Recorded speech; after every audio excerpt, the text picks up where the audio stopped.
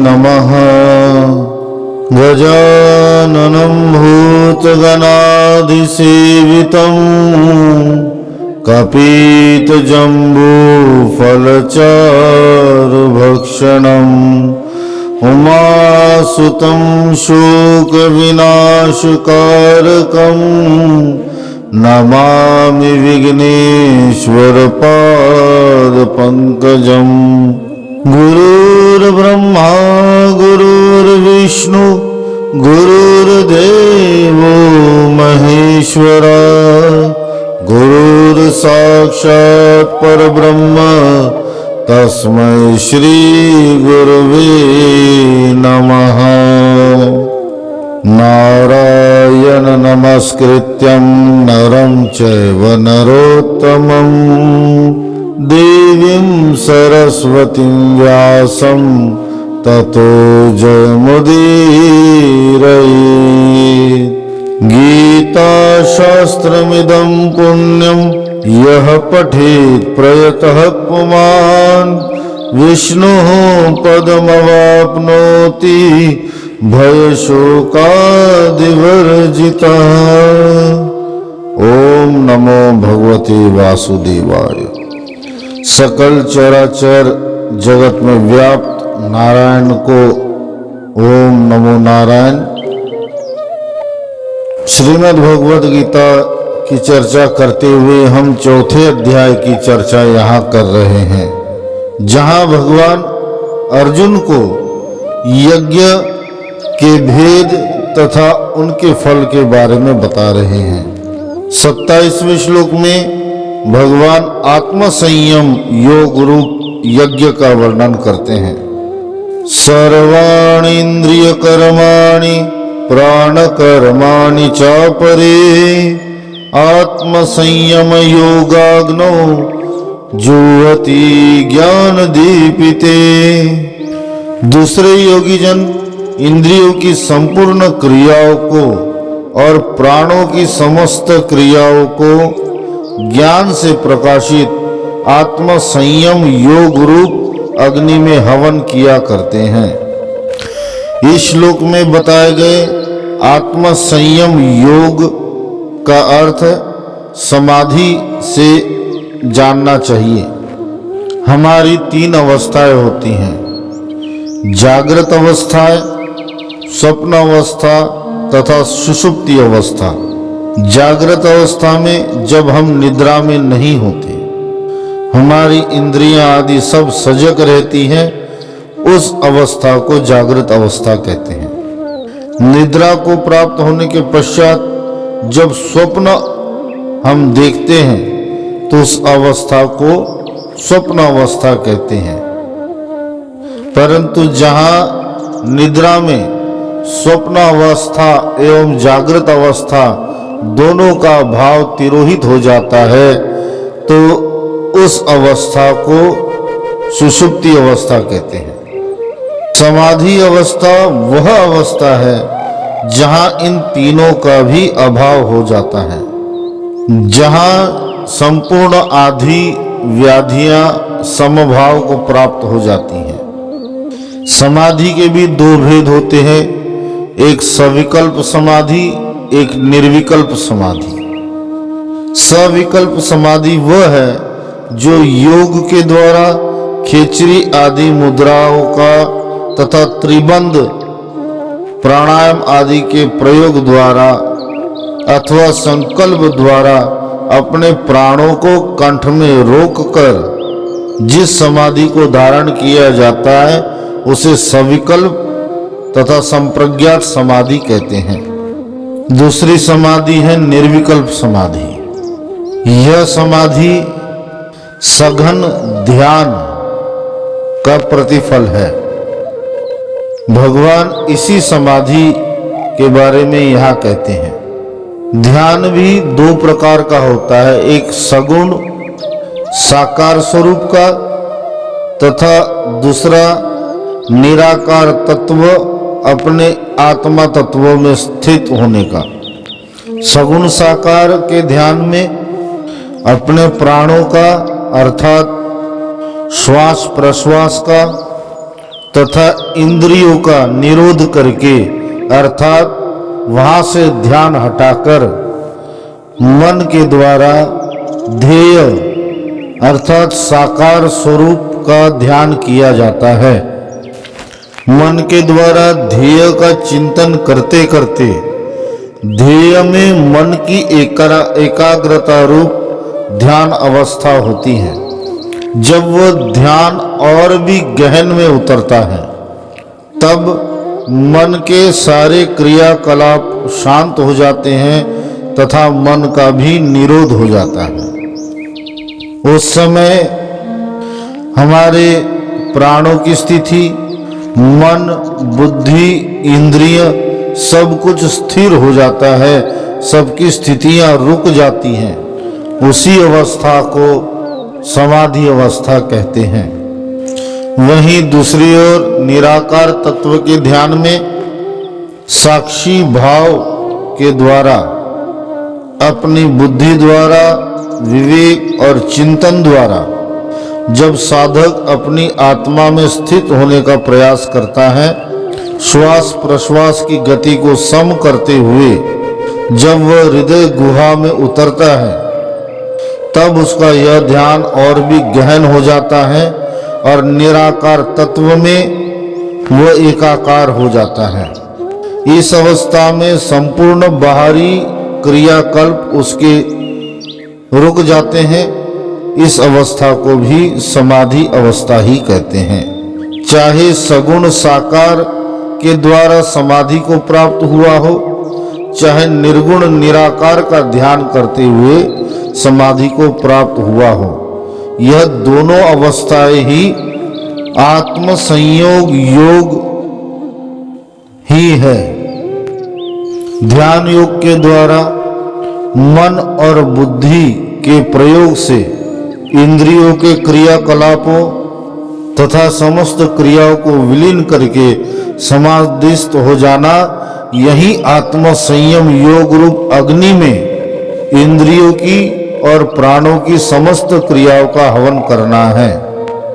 अगले श्लोक में भगवान कहते हैं, द्रव्य यज्ञस्तपो यज्ञ योग यज्ञस्तथा परे स्वाध्याय यज्ञान यज्ञाश्च यतयः संशितव्रताः।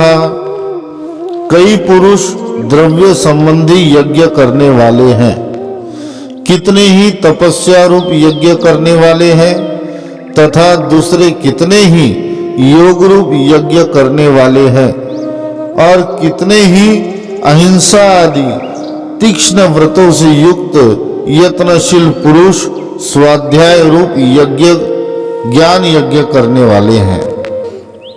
इस श्लोक में भगवान अर्जुन को 4 प्रकार के यज्ञों के बारे में बता रहे हैं, जिसमें प्रथम द्रव्य यज्ञ है।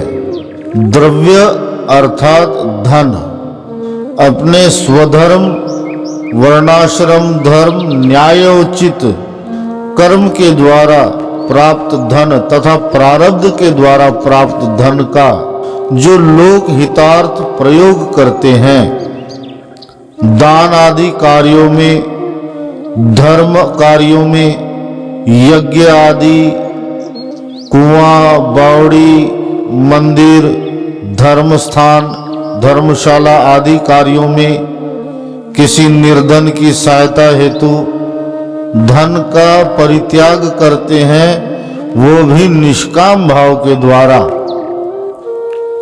उसे ही द्रव्य यज्ञ कहते हैं। अपने प्रारब्ध अनुसार तथा अपने कर्म के द्वारा प्राप्त धन का इस प्रकार त्याग करना भी उस परम सत्ता के निमित्त उस धन का सदुपयोग करना ही द्रव्य यज्ञ यहाँ भगवान कहते हैं। दूसरा यज्ञ है तपो यज्ञ।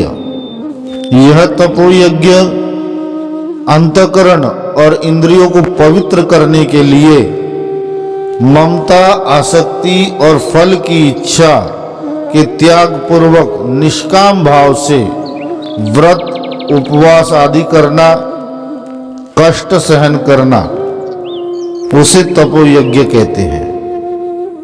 कई साधक केवल मौन रह के इस तपो यज्ञ का पालन करते हैं, कोई खड़े रहकर इसका पालन करता है, कोई पंचाग्नि ताप कर इसका पालन करता है, कोई वस्त्रों का त्याग करके इसका पालन करता है, कोई अन्न का त्याग करके इसका पालन करता है, कोई केवल फल अथवा दूध पीकर ही इसका पालन करता है, कोई वन में एकांतवास रहकर इसका पालन करता है।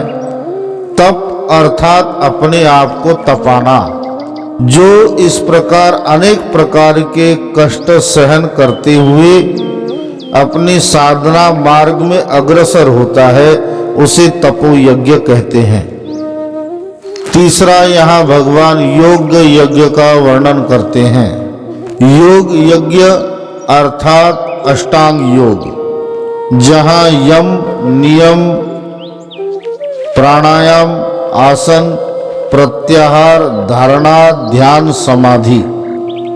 कई साधक केवल योग को ही ईश्वर प्राप्ति का परम साधन मानते हैं तथा इस अष्टांग योग का अभ्यास करते हैं और इस योग के द्वारा संपूर्ण चित्त वृत्तियों का निरोध कर समाधि अवस्था तक प्राप्त होते हैं। उस योग को योग यज्ञ कहा जाता है। अष्टांग योग के अर्थात योग के 8 अंगों में सबसे प्रथम आता है यम।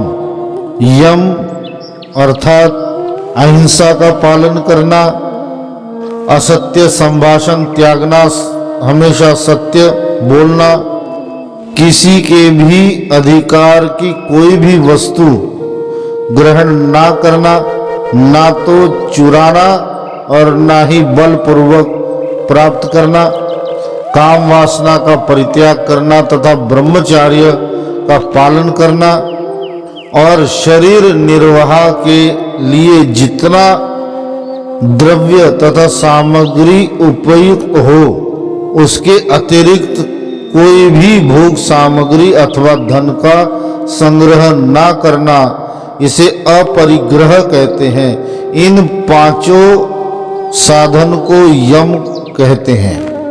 अष्टांग योग का दूसरा अंग है नियम, जिसमें प्रथम आता है शौच। शौच अर्थात मल का नाश, चाहे वो बाहरी शरीर का मल हो, चाहे मन तथा चित्त में छिपा हुआ दुर्भावना का मल हो। भीतर और बाहर दोनों की पवित्रता को शौच कहते हैं। दूसरा है संतोष। सभी प्रकार की स्थितियों में जो अपने प्रारब्धवश प्राप्त हुई है उसमें संतुष्ट रहना, उसे संतोष कहते हैं। तीसरा है तप। भोजन के सही नियम का पालन करते हुए व्रत आदि उपवास करना, उसे तप कहते हैं। फिर आता है स्वाध्याय। स्वाध्याय अर्थात अपने मार्ग में बढ़ने में सहायक शास्त्रों का अध्ययन तथा भगवान लीलाओं का श्रवण, अध्ययन, पठन पाठन तथा ईश्वर के गुणानुवाद का कीर्तन, उसे स्वाध्याय कहते हैं। इसके पश्चात ईश्वर प्राणिधान अर्थात अपना सर्वस्व ईश्वर के प्रति समर्पित कर संपूर्ण कर्मों को केवल उन्हीं ईश्वर की आज्ञा मानकर करना, उसे ईश्वर प्राणिधान कहते हैं। यह 5 नियम कहे गए हैं। तीसरा अंग है आसन। जिस अवस्था में, जिस आसन में सुखपूर्वक स्थिरता के साथ बिना हिले डुले बैठ सको, इस प्रकार के एक आसन को सिद्ध करना, यह आसन कहलाया जाता है। चौथा अंग है प्राणायाम। प्राणायाम अर्थात श्वास और प्रश्वास की गति को रोकने का नाम है प्राणायाम। जिसमें रेचक, पूरक तथा कुंभक का प्रयोग होता है। पूरक अर्थात श्वास ग्रहण करना, कुंभक अर्थात उसे रोकना, बाहर श्वास को रोकना उसे बाह्य कुंभक कहते हैं, भीतर श्वास को रोकना उसे अंतर कुंभक कहते हैं, तथा रेचक श्वास को त्यागना अर्थात प्रश्वास। इसकी सरल विधि बाह्य वृत्ति प्राणायाम तथा अभ्यंतर वृत्ति प्राणायाम है, जिसमें 4 बार प्रणव का उच्चारण अर्थात ओम का उच्चारण करते हुए श्वास ले, 16 बार ओम का उच्चारण करते हुए अपने भीतर उसे रोके तथा तत्पश्चात 8 बार प्रणव का ओम का उच्चारण करते हुए उस श्वास को बाहर छोड़े और फिर 16 बार ओम का उच्चारण करते हुए उस श्वास को बाहर ही रोकें।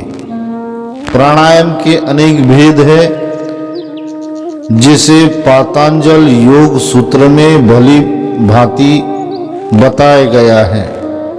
प्राणायाम के पश्चात 5वां अंग आता है प्रत्याहार। प्रत्याहार अर्थात इंद्रियों के आहार पर प्रत्यय लगाना, रोक लगाना। शब्द, स्पर्श, रूप, रस, गंध, हमारी कर्मेंद्रिया तथा ज्ञानेंद्रियों के इन 5 तन्मात्राओं पर रोक लगाना तथा उनकी उपेक्षा करना, विषयों का चिंतन ना करना, उसे प्रत्याहार कहते हैं। अपने अपने विषयों के संयोग से रहित होने पर हमारा भीतर शांत हो जाता है और फिर हमारी चित्त में स्थिति हो जाती है, इसी को प्रत्याहार कहते हैं। छठा अंग है धारणा। धारणा अर्थात किसी भी स्वरूप को, ईश्वर के किसी भी सगुण साकार स्वरूप को अपने हृदय के सिंहासन में धारण करना अथवा निराकार तत्व को ध्येय मानकर उसे चित्त में धारण करना। चाहे सगुण चाहे निराकार, दोनों में से किसी भी एक ध्येय को चित्त में धारण करना और स्थिर कर देना, उसे धारणा कहते हैं। सप्तम अंग है ध्यान। ध्यान धारणा का ही गहन स्वरूप है। जब धारणा में प्रगाढ़ता आ जाती है तथा चित्त में धारण किए हुए ध्येय से साधक एकाकार हो जाता है, उसे ध्यान अवस्था कहते हैं। और जब यही ध्यान अवस्था और भी गहन हो जाती है, तब संपूर्ण बाह्य और भीतर के क्रियाकलाप स्थिर हो जाते हैं, रुक जाते हैं। उसी अवस्था को समाधि अर्थात योग का 8वां अंग कहते हैं। इस प्रकार के अष्टांग योग यज्ञ के रूप में भगवान यहाँ वर्णन करते हैं। योग यज्ञ के पश्चात स्वाध्याय यज्ञ के बारे में भगवान यहाँ उल्लेख करते हैं। स्वाध्याय ज्ञान यज्ञ अर्थात शास्त्रों तथा उपनिषदों का अध्ययन तथा चिंतन और उनमें लिखे गए ज्ञान को चिंतन के द्वारा अपने जीवन में उतारने का प्रयत्न करना ही स्वाध्याय है। और इसे ही भगवान यहाँ स्वाध्याय ज्ञान योग्य कहते हैं। जिन शास्त्रों में भगवान के तत्व का, उनके गुण, प्रभाव और चरित्र तथा उनके साकार, निराकार, सगुण, निर्गुण स्वरूप का वर्णन है, ऐसे ही शास्त्रों का अध्ययन करना, भगवान की स्तुति तथा पाठ करना, भगवान के नामों का संकीर्तन करना, उनके गुणों पर विचार करना तथा साथ ही साथ निष्काम भाव का भी पालन करना, उसे भगवान स्वाध्याय ज्ञान यज्ञ कहते हैं। इन 4 प्रकार के यज्ञों का वर्णन करने के पश्चात अगले 2 श्लोकों में भगवान प्राणायाम रूप यज्ञ का वर्णन करते हैं।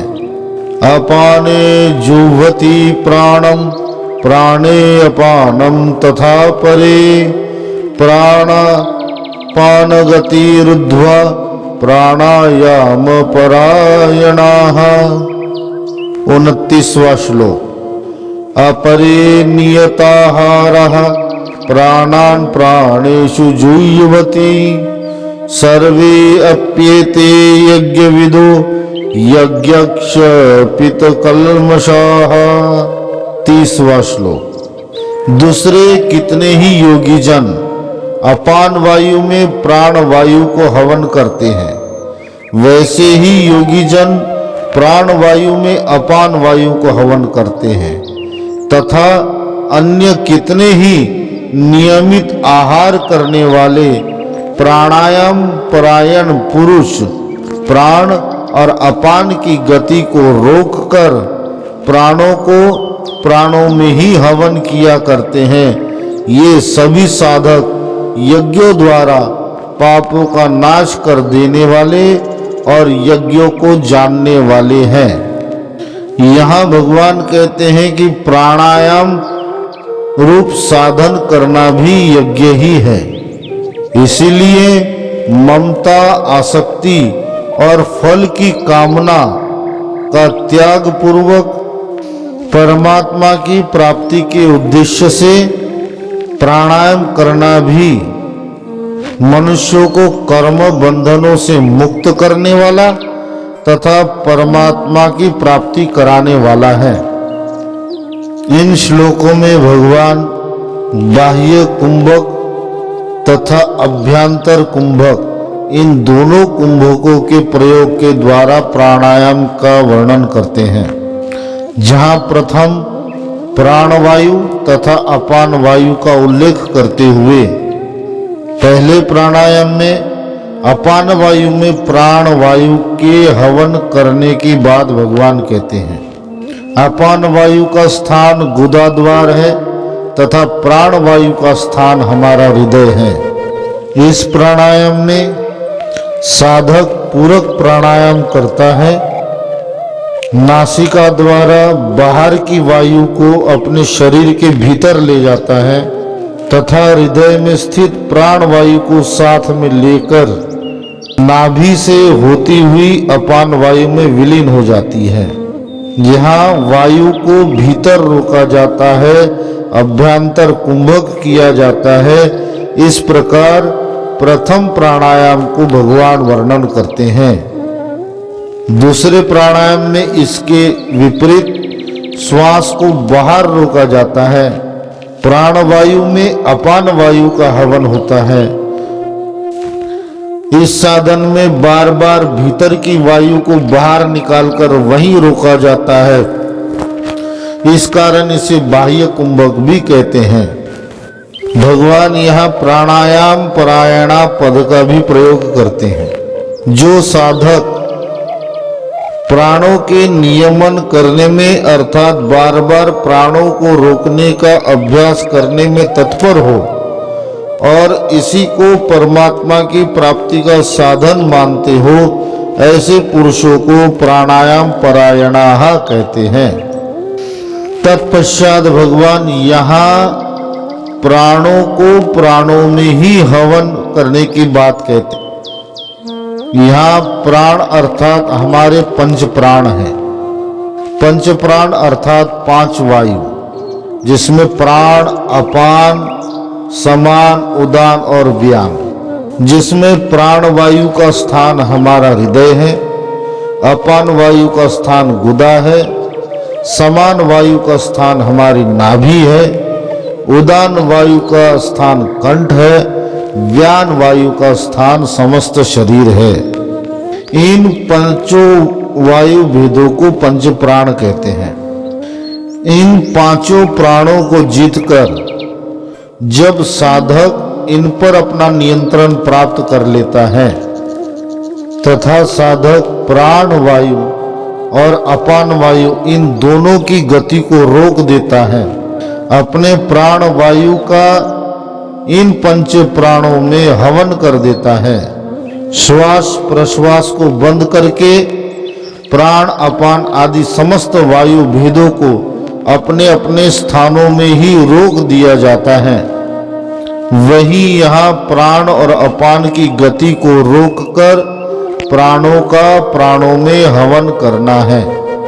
इस साधन में न तो बाहर की वायु को भीतर ले जाकर रोका जाता है और न ही भीतर की वायु को बाहर लाकर अपने अपने स्थानों में स्थित पंच वायु भेदों को वहीं रोक दिया जाता है। इसलिए इसे केवल कुंभक भी कहते हैं।